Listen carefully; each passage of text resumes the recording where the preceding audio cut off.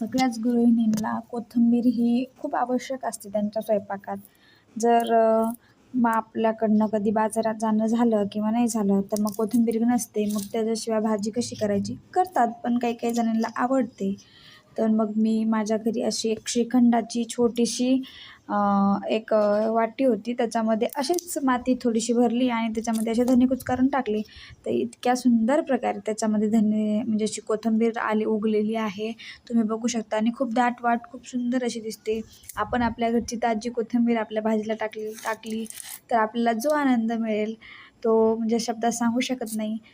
तर अशा प्रकारे ही कोथिंबीर इतकी सुंदर आलेली आहे. तुम्हीही तुमच्या घरी अशा टाकाऊ कोणत्याही एका छोट्याशा वाटी, श्रीखंडाची वाटी म्हणा किंवा मग अशा कशाच्याही काही वाट्या असल्या, त्याच्यामध्ये तुम्ही असं सोनपापडीचं बॉक्स वगैरे त्याच्यामध्ये तुम्ही अशा प्रकारे माती भरून अशी सुंदर अशी धने टाकून कोथिंबीर उगवू